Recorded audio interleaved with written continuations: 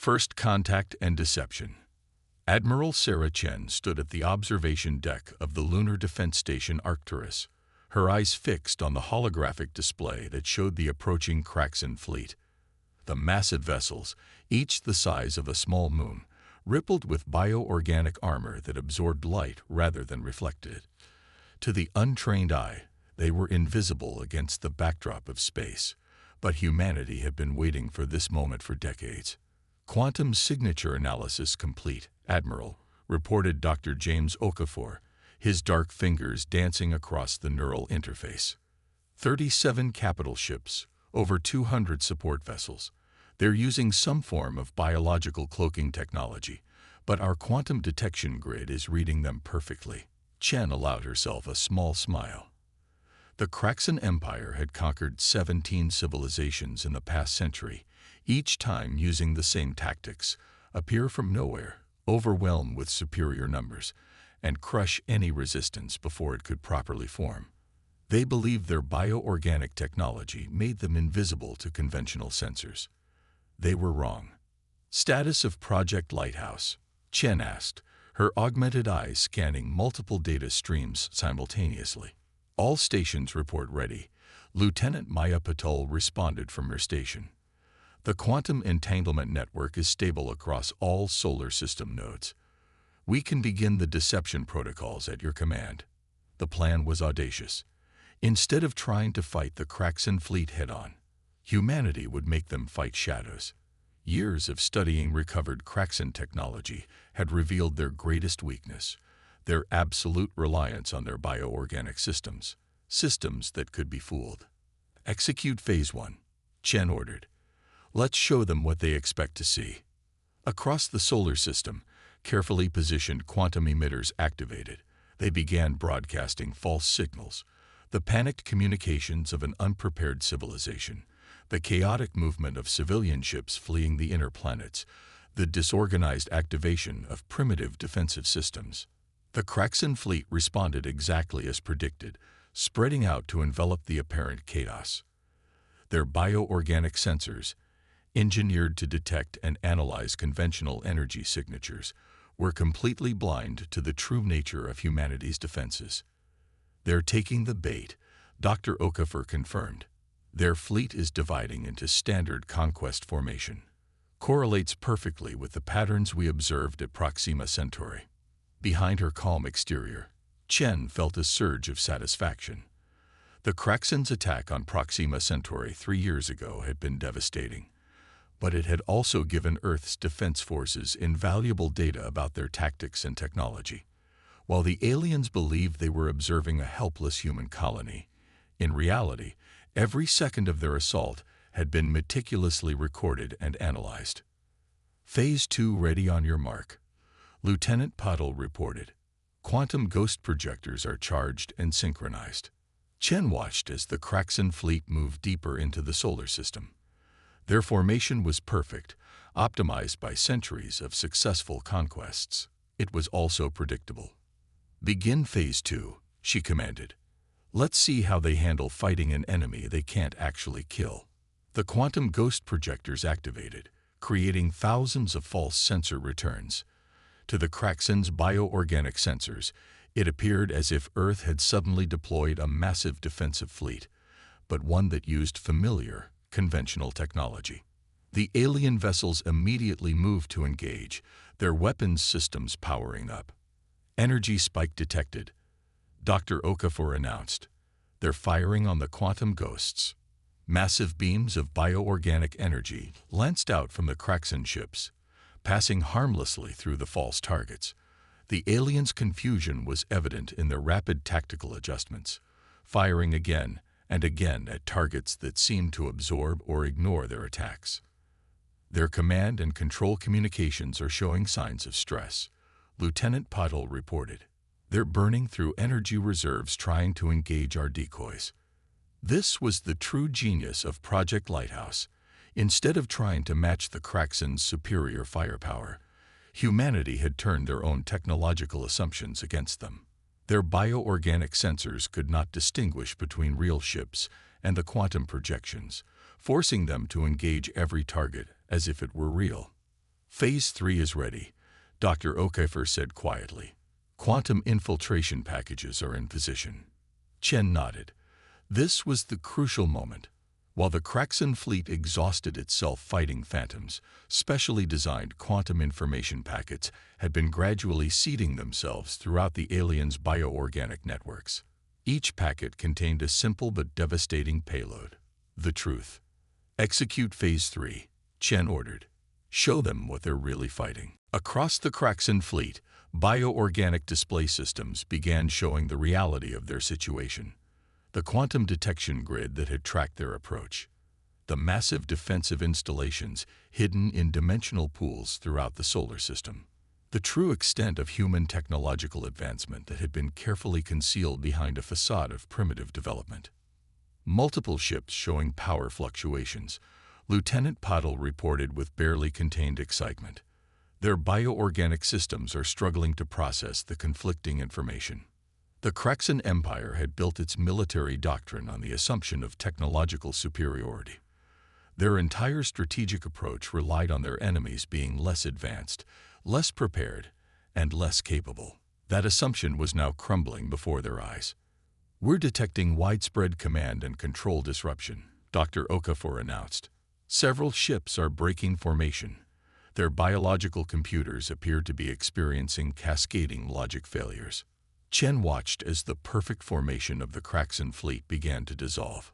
Some ships were retreating, their crews unable to reconcile the reality of their situation with their core military doctrine. Others were frozen in space, their bioorganic systems locked in recursive loops as they tried to process the impossible scenario before them. "Send the final message," Chen commanded. "Let's make our position absolutely clear." A quantum packet broadcast cut through the chaos of the Kraxan fleet. Unlike the deceptive signals used earlier, this was direct and unambiguous. It contained a simple message. Earth knew exactly what the Kraxan Empire was, how they operated, and what they had planned. More importantly, it showed that humanity had prepared specifically to counter their every advantage. Multiple ships now powering down weapons, Lieutenant Puddle reported. The flagship is transmitting on all frequencies.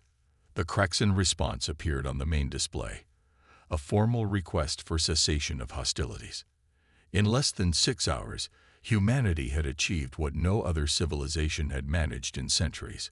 They had forced the mighty Kraxan Empire to consider the unthinkable. Retreat. Admiral Chen allowed herself another small smile. This was just the beginning. The Kraxan would be back, of course, but they would return to a very different solar system than the one they thought they were attacking. Humanity had revealed only a fraction of its true capabilities, keeping its most advanced technologies hidden behind the quantum deception. "Stand down to Defense Condition 2, she ordered, "and prepare a full analysis of their response patterns. Next time, they'll try something different. We need to be ready." As the Kraxan fleet began its withdrawal, Chen reflected on the true victory of this engagement. It wasn't just that humanity had repelled the invasion. They had done so while fundamentally changing how the Kraxan Empire would have to approach future conquests. The age of simple technological superiority was over. A new era of quantum warfare had begun. "Send word to the Council," she instructed. Project Lighthouse was a success. Begin preparations for Phase 2 of the Defense Initiative. The real work was just beginning. The Neural Network War. Dr. Kira Patel watched the quantum display as streams of data poured in from the retreating Kraxan fleet. Her team in the Singapore Quantum Analysis Center had been waiting years for this moment. Direct access to active Kraxan bioorganic systems. Neural pattern acquisition at 87% and climbing, reported her colleague, Dr. David Santos. "Their encryption is exactly what we predicted. Organic quantum matrices based on their own neural structures." Kira allowed herself a moment of satisfaction. The Kraxan's greatest strength, their bioorganic technology, was about to become their greatest vulnerability. While they retreated to regroup, thinking they had merely encountered unexpected resistance, humanity's true counterattack was already beginning. "Initialize Prometheus Protocol," she commanded. Around her, the quantum computers that filled the underground facility hummed with increased activity. Let's show them why merging biological and digital systems isn't always an advantage. The Prometheus Protocol was the result of 15 years of research, combining advanced AI systems with quantum computing architecture that could interface directly with biological networks. It had been specifically designed to exploit the one weakness no one in the Kraxan Empire had considered: the vulnerability of their own neural interface systems. First wave of quantum infiltrators deploying, David announced. They're piggybacking on the Kraxan's own communication channels. On the main display, Kira watched as invisible streams of quantum-encoded data flowed toward the retreating fleet. To the Kraxan's bioorganic sensors, these streams would appear as simple background noise, indistinguishable from the natural quantum fluctuations of space. But each stream carried a payload that would fundamentally alter the nature of this conflict. Neural bridging initiated, reported Dr. Emma Chen from her station. Their biological computers are accepting our infiltrators as routine system updates. They have no concept of digital warfare. The Kraxan Empire had evolved their technology along purely biological lines, creating ships and weapons that were essentially massive engineered life forms. They controlled these systems through direct neural interfaces, their crews literally becoming one with their vessels.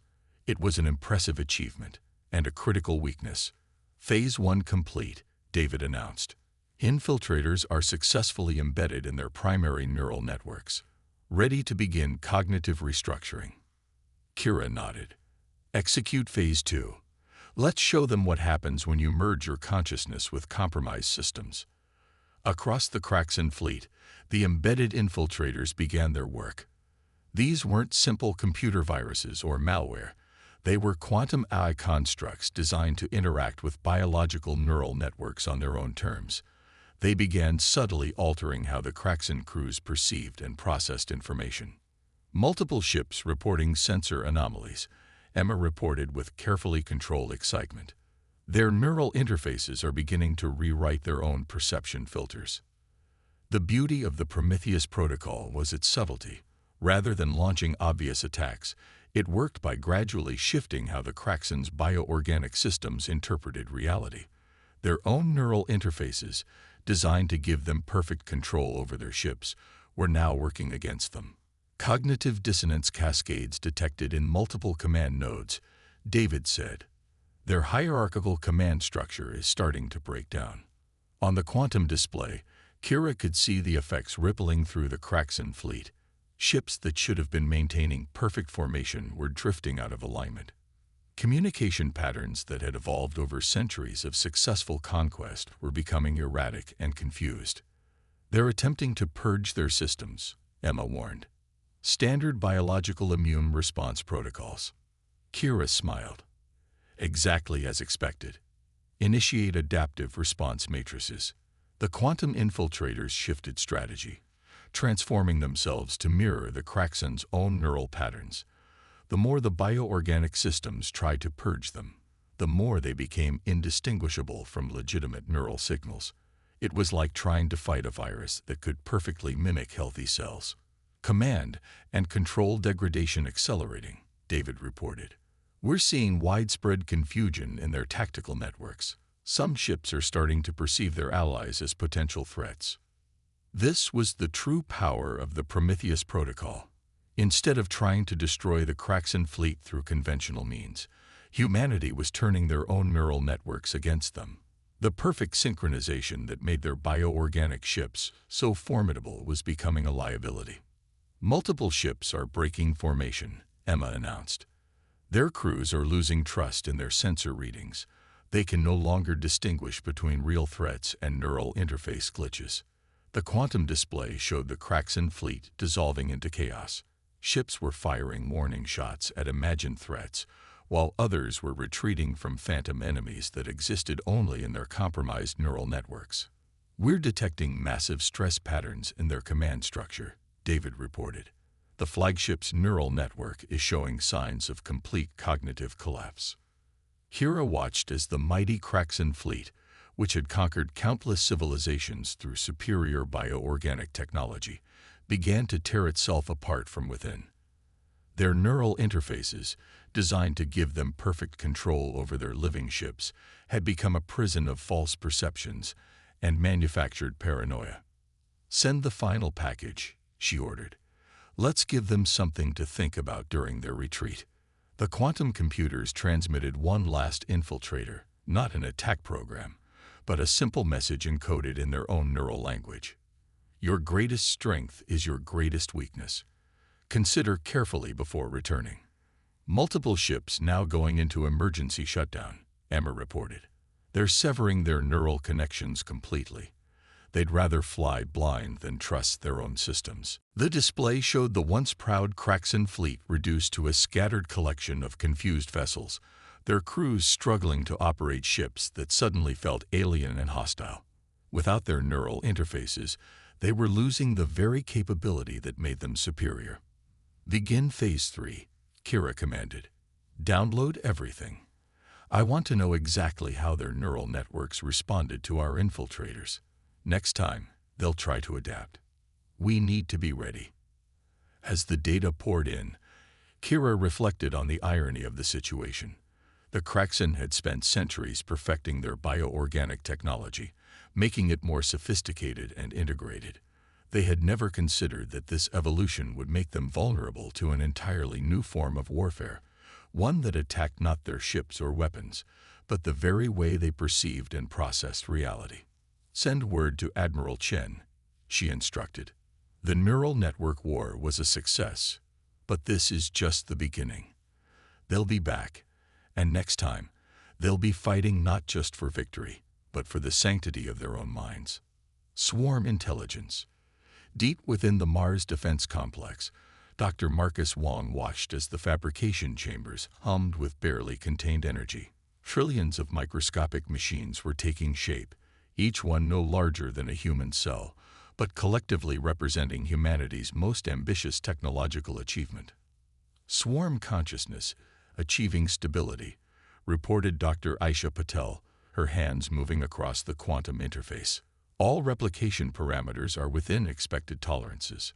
The massive chamber before them looked deceptively empty, but at a microscopic level, it was teeming with activity. The nanoswarm was humanity's answer to the Kraxan's bioorganic technology. Not one massive weapon, but countless tiny ones. "Begin consciousness integration," Marcus commanded. "Let's see if our little friends are ready for their debut." The quantum computers that controlled the nanoswarm hummed as they uploaded the distributed intelligence that would guide each microscopic machine. Unlike traditional AI systems, this was a true hive mind, capable of adapting and evolving in real time. "Swarm intelligence online," Aisha confirmed. "Group consciousness is stable and responding to commands, ready to begin deployment on your mark." Marcus studied the quantum readouts carefully. The Kraxan would return, that was certain. Their retreat after the neural network attack had only been temporary. Intelligence suggested they were adapting their bioorganic systems, trying to harden them against human cyber warfare. "They're expecting another software attack," he mused. "Time to show them something completely different." Initialize deployment sequence. The chamber's quantum containment field rippled as the nanoswarm began to move. To the naked eye, it looked like a subtle silver mist, but each particle was a fully autonomous machine, capable of self-replication and programmed with one purpose: to transform the Kraxan's bioorganic technology from within. "Long-range sensors detecting multiple quantum distortions," announced Captain Sarah Chen from her station. "The Kraxan fleet is returning. Signatures suggest they've modified their neural interfaces." Marcus allowed himself a grim smile. "Right on schedule. They've hardened their software but left themselves vulnerable to a more physical approach. Deploy the swarm." Across the solar system, carefully hidden launch platforms activated. Each released a stream of nanomachines that appeared on Kraxan sensors as nothing more than space debris. The aliens' new defensive protocols, focused on protecting their neural networks, were blind to this more fundamental threat. "Swarm approaching first contact," Asia reported. Their bioorganic hulls are reacting exactly as our simulations predicted. The machines are being absorbed as routine matter. The nanoswarm's first victory was in simply being ignored. The Kraxen's living ships naturally absorbed material from space for self-repair and maintenance. They had no way of knowing that each particle they absorbed was a microscopic infiltrator. Initial penetration successful, Captain Chen announced. The swarm is establishing itself within their biological systems. No signs of detection. Unlike the previous neural network attack, this invasion was purely physical. Each nanomachine was programmed to replicate using materials from the host ship, gradually converting the Kraxen's bioorganic technology into hybrid structures under human control. First replication cycle complete, Asia reported. Swarm population within target vessels increasing exponentially. Their biological systems are providing perfect raw materials. On the quantum display, Marcus watched as the invasion progressed. The Kraxen ships, confident in their newly hardened neural defenses, had no idea that they were being transformed at the molecular level. "We're detecting the first structural changes," Captain Chen said. "Their bioorganic systems are beginning to exhibit unexpected behaviors." The nanoswarm wasn't just replicating, it was rebuilding. Each microscopic machine carried templates for new structures, gradually reshaping the Kraxen's technology from within. Their living ships were being transformed into hybrid entities that would respond to human commands. Multiple ships reporting bioorganic system failures, Asia announced. Their crews are losing control of basic functions. The swarm has reached critical mass. The Kraxen's response was immediate but futile. Their weapons, designed to fight conventional threats, were useless against an enemy that had already infiltrated their ships at the cellular level. Attempts to purge their systems only accelerated the transformation as the nanomachines adapted and evolved. Swarm consciousness fully integrated with target vessels, Marcus observed. Time to show them who's really in control. With a simple command, he activated the swarm's final protocol. Across the Kraxen fleet, ships began to power down their weapons. Bioorganic systems that had evolved over centuries were now responding to human control signals. "They're attempting emergency purges," Captain Chen reported, "trying to kill their own ships rather than lose control." "Too late," Marcus replied. "The swarm has reached their core systems. Those ships aren't just infected, they're transformed. Show them."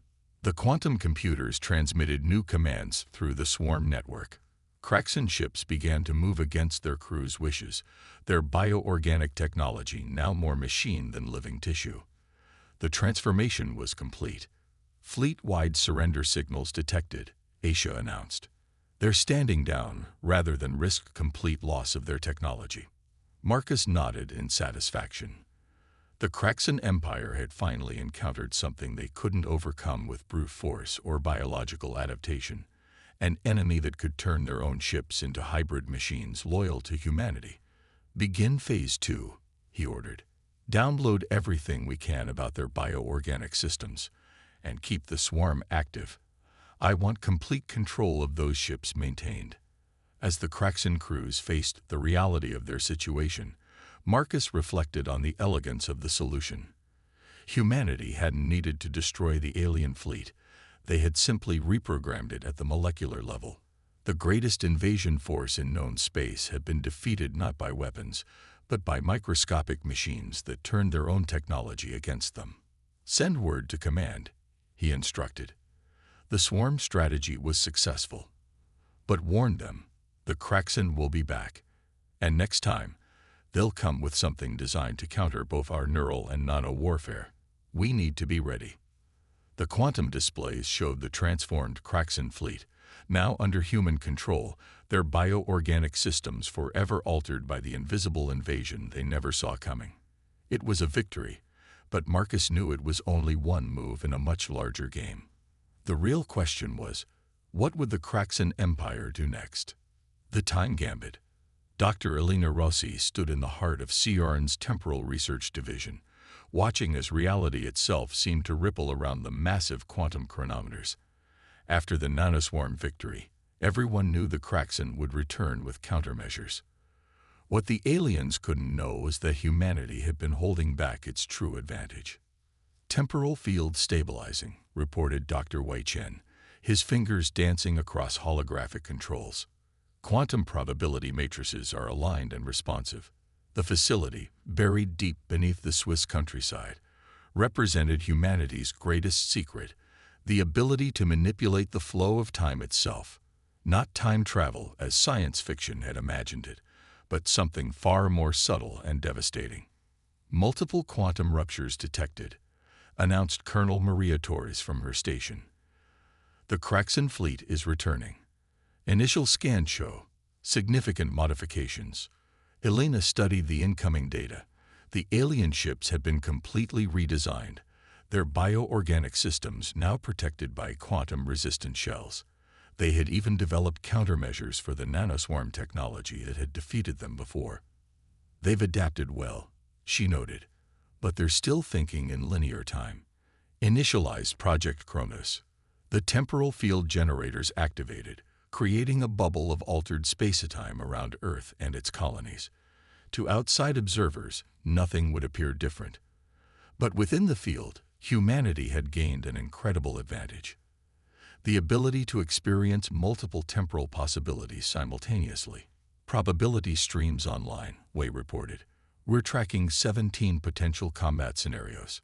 The Kraxen are deploying exactly as the matrices predicted. This was the true power of Project Kronos. By processing multiple timeline possibilities at once, humanity could essentially see every move the Kraxen might make before they made it. It wasn't precognition. It was advanced quantum probability calculation on a temporal scale. They're launching their first attack, Maria announced. New weapons. Some kind of quantum phase torpedoes designed to bypass our conventional defenses. Elena smiled. Show me the probability matrix for defense pattern Omega. The holographic display shifted, showing 17 different versions of the coming battle. In each timeline, the Kraxen weapons performed differently, but the quantum chronometers had already calculated the optimal response for each possibility. Temporal defense grid active, Wei confirmed. Ready to implement countermeasures across all probability streams. As the Kraxen weapons approached, humanity's temporal defense systems activated.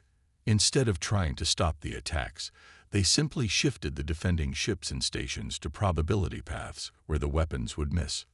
Multiple impacts avoided, Maria reported with barely contained excitement. Their entire first wave just passed through empty space. The Kraxen fleet is showing signs of confusion. The aliens had expected their new weapons to be devastating. Instead, they were facing an enemy that seemed to know exactly where every attack would land before it was launched. But this was just the beginning. Initialize temporal attack patterns, Elena commanded. Let's show them what fighting in 4 dimensions really means. Human ships began moving in ways that defied conventional physics. By shifting between probability streams, they could appear to be in multiple places simultaneously, making targeting impossible. Each vessel was essentially fighting across several timelines at once. The Kraxen fleet is attempting to adapt, we noted. They're trying to calculate our movement patterns, but their computers can't process the temporal variables. Elena watched as the alien fleet's perfect formation began to break down. Their tactics, evolved over centuries of conventional warfare, were useless against an enemy that could choose the most favorable outcome from multiple possible futures. They're launching their biomechanical counter-swarms, Maria reported, designed to neutralize our nanomachines. Shift to probability stream 7, Elena ordered. In that timeline, their counter-swarms never make contact. The temporal field rippled as humanity's defenses adjusted, moving entire battle groups into probability paths where the Kraxen's countermeasures were ineffective. It wasn't just tactical advantage. It was the ability to choose the most favorable reality from countless possibilities. Multiple Kraxen ships showing signs of temporal stress. Wei announced. Their bioorganic systems can't handle the quantum probability shifts. They're experiencing temporal desynchronization. This was another aspect of temporal warfare the Kraxan hadn't considered. Their living ships, so advanced in conventional space, were extremely vulnerable to timeline manipulation. The stress of existing across multiple probability streams was literally tearing them apart. "Send the message," Alina commanded. "Let them see what they're really fighting against." The quantum computers transmitted a simple demonstration, a visual representation of how humanity was perceiving and manipulating time itself. For the Kraxan, it was like suddenly realizing they had been fighting in only 2 dimensions while their enemy controlled all 4. "Massive power fluctuations across their fleet," Maria reported. "They're powering down weapons. Multiple ships are initiating emergency temporal isolation protocols." The mighty Kraxan fleet, which had returned with technology specifically designed to counter humanity's previous strategies, found itself completely outmatched by an enemy that could literally choose which version of reality would become true. "Begin final phase," Alina ordered. "Show them every probability stream where their attack fails. Let them see the futility of fighting an enemy that controls time itself." The quantum chronometers projected the data directly to the Kraxan fleet. 17 different versions of their complete defeat, each more devastating than the last. It was more than a military victory. It was proof that humanity had transcended conventional warfare entirely. "They're retreating," Wei announced. "All ships engaging emergency quantum drives. They're trying to escape the temporal field before their bioorganic systems completely destabilize." Alina nodded in satisfaction. The Kraxan Empire, which had conquered countless civilizations through superior technology, had finally encountered something they couldn't adapt to, an enemy that could manipulate the fundamental fabric of reality itself. "Secure all temporal systems," she commanded, "and begin analyzing their response patterns. They'll be back, and next time, they'll try to counter even this. We need to be ready." As the Kraxan fleet fled, Alina reflected on how far humanity had come. From neural warfare to nanoscale invasion to temporal manipulation, each victory had revealed another layer of human ingenuity. But she knew this wasn't the end. The Kraxan would return, and when they did, humanity would need to reveal even more of its carefully hidden capabilities. "Send word to command," she instructed. Project Kronos was successful, but remind them, this was just one possible future. We need to be prepared for all of them. Victory and evolution. In the crystalline chambers of the Quantum Synthesis Laboratory beneath Mount Fuji, Dr. Maya Henderson watched as humanity's final defense system came online. After 3 consecutive defeats, the Kraxan Empire was returning with their entire fleet. Over 10,000 ships representing the combined might of a civilization that had dominated the galaxy for millennia. "Dimensional resonance stable," reported Commander Jack Liu. "The synthesis matrix is ready. All quantum systems are synchronized across every defense platform in the solar system." Maya studied the holographic displays showing the approaching armada.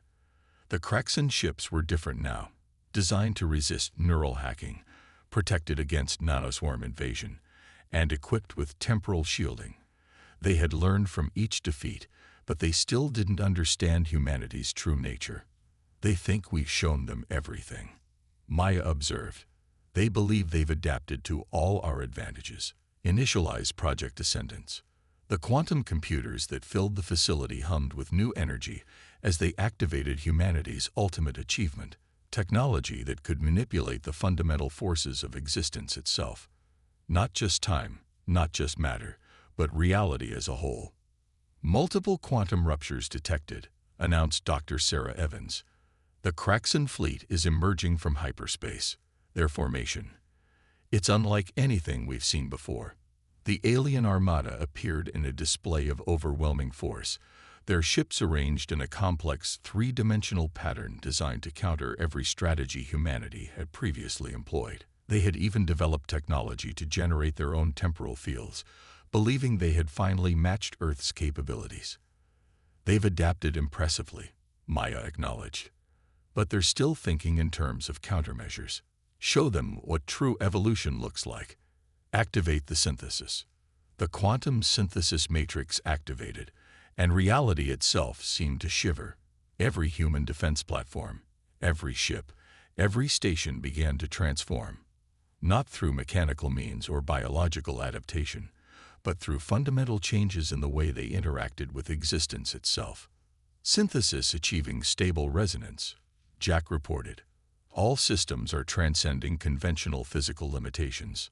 This was humanity's true advantage, not just the ability to fight in new ways, but to fundamentally change the rules of what was possible. The synthesis matrix wasn't a weapon. It was a tool for rewriting the laws of physics themselves. The Kraxan fleet is launching their first attack, Sarah announced. Multiple weapon types, temporal torpedoes, quantum disruptors, dimensional shears. Maya watched calmly as the alien weapons approached. Engage synthesis shield protocols. The attacks, designed to counter every defense humanity had previously shown, simply ceased to exist as they encountered spaces where the conventional laws of physics no longer applied. The human defense platforms weren't dodging or blocking. They were existing in states where such attacks were fundamentally impossible. Their sensors are showing widespread confusion, Jack reported. They can't process what they're seeing. Their reality frameworks are failing to compile coherent data. The Kraxan Empire had built its power on understanding and manipulating the natural laws of the universe. Now they faced an enemy that could locally rewrite those laws at will. Their mighty weapons, their advanced shields, their temporal countermeasures, all were based on assumptions about how reality worked. Assumptions that no longer applied. They're attempting to adapt their bioorganic systems, Sarah observed, trying to evolve in real time to match our capabilities. Show them true evolution, Maya commanded. The synthesis matrix pulsed, and human ships began to change. Not just their form or function, but their fundamental nature. They existed simultaneously as matter, energy, and quantum probability. States of being the Kraxan couldn't even comprehend, let alone counter. Multiple Kraxan ships experiencing critical systems failure, Jack announced. Their bioorganic technology can't process the contradictions in their sensor data. Their entire command and control structure is collapsing. The alien fleet, which had arrived confident in their ability to counter every human advantage, found themselves fighting an enemy that didn't just bend the rules, they rewrote them entirely. Ships that had evolved over centuries of warfare were useless against defenses that operated outside the boundaries of conventional physics. Transmit the final message, Maya ordered. Let them understand exactly what they're facing. The quantum computers sent a comprehensive data package to the Kraxan fleet, showing them the true nature of human advancement. It wasn't just about developing new weapons or countermeasures. Humanity had evolved beyond the need for conventional warfare, achieving a state where they could reshape reality itself. Multiple surrender signals detected, Sarah reported. The Kraxan command structure. They're requesting immediate diplomatic contact. They want to understand how this is possible. Maya allowed herself a small smile. This was the true victory, not destroying the Kraxan Empire, but forcing them to recognize that their entire understanding of existence needed to be reevaluated. Accept their surrender, she commanded, but maintain the synthesis field. It's time they learned that there are possibilities beyond conquest. As the mighty Kraxan armada powered down their weapons, Maya reflected on humanity's journey. From neural warfare to nanoscale invasion, from temporal manipulation to fundamental reality synthesis. Each step had been part of a greater evolution. They had proved that true power didn't come from dominating others, but from transcending the very limitations that made such domination seem necessary. Send word to the council, she instructed. The synthesis was successful, but more importantly, tell them to prepare for diplomatic contact. The Kraxan Empire is about to join a much larger conversation about the nature of existence itself. The quantum displays showed the alien fleet, once so mighty and threatening, now hanging motionless in space as their crews tried to comprehend what they had witnessed. It was the end of one era and the beginning of another, one where humanity's greatest achievement wasn't defeating their enemies, but showing them that there were better ways to evolve. The war is over, Maya announced to her team. Now the real work begins.